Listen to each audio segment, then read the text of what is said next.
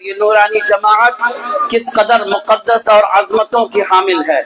آؤ دیکھتے چلو۔ اللہ کے نبی صلی اللہ تعالیٰ علیہ وسلم کی بارگاہ ناز ہے، نجران کے عیسائی حضور کی بارگاہ میں حاضر ہیں اور کہہ رہے ہیں کیا آپ حضرت عیسیٰ علیہ السلام کو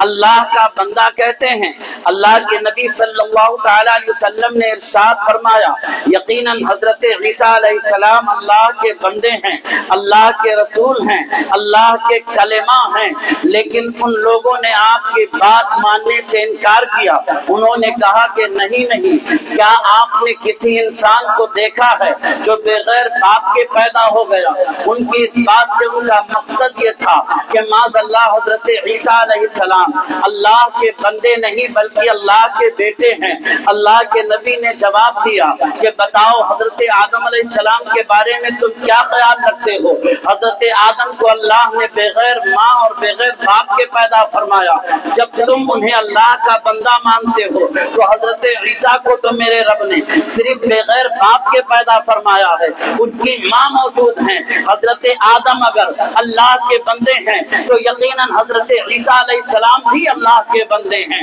اس طرح اللہ کے نبی صلی اللہ تعالیٰ علیہ وسلم نے حق کو واضح فرما دیا، مگر وہ برابر اللہ کے نبی سے جھگڑتے رہے تو اللہ پاک نے آیت مباہلہ کا نزول فرمایا اور ارشاد فرمایا فمن حاجک فیہ من بعد ما جاءک من العلم فقل تعالوا ندعو ابناءنا وابناءکم ونساءنا ونساءکم وانفسنا وانفسکم ثم نبتہل فنجعل لعنت اللہ علی الکاذبین۔ اے محبوب مکرم، بعد اس کے کہ آپ کے پاس علم آ چکا ہے، آپ سے یہ لوگ حضرت عیسیٰ کے متعلق جھگڑ رہے ہیں تو آپ ان سے فرما دیجئے کہ آؤ ہم بلائیں اپنے بیٹوں کو تمہارے بیٹوں کو، اپنی عورتوں کو تمہاری عورتوں کو، اپنی جانوں کو تمہاری جانوں کو، پھر اللہ کی بارگاہ میں مباہلہ کریں، یعنی گڑ گڑا کر کے دعا کریں، جھوٹوں پر اللہ کی لعنت ڈالیں۔ اللہ کی اس آیت کے نازل ہونے کے بعد میرے آقا رحمت عالم سید عالم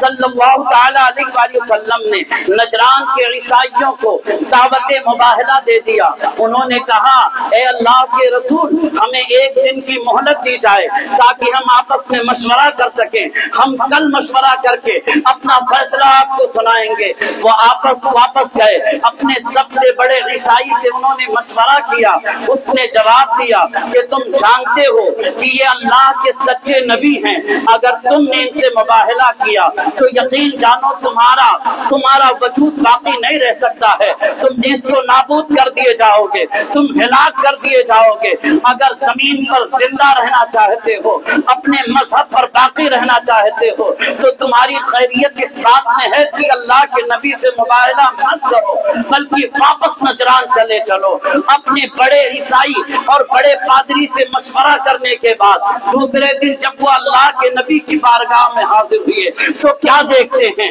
میرے آقا رحمت عالم صلی اللہ تعالیٰ علیہ وسلم اس طرح آپ تشریف لے جا رہے ہیں کہ میرے سرکار کے ساتھ حضرت علی بھی ہیں، حضرت فاطمہ بھی ہیں، حضرت امام حسن بھی ہیں، حضرت امام حسین بھی ہیں۔ اللہ کے نبی اس مقدس جماعت سے ارشاد فرما رہے ہیں میں اللہ کی بارگاہ میں دعا کروں گا، تم سب میری دعا پر آمین کہنا۔ جب سب سے بڑے عیسائی اور پادری نے اللہ کے نبی اور اس نورانی جماعت کو دیکھا ہے تو وہ کہنے لگا میں ایسی نورانی جماعت دیکھ رہا ہوں کہ لو سال اللہ ان یزیلا جبلا من مکانہ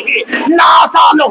اگر یہ نورانی جماعت اللہ کی بارگاہ میں ہاتھ اٹھا کر کے کسی پہاڑ کو ہٹانے کی دعا کر دے گی تو اللہ پہاڑ کو زمین سے ہٹا دے گا۔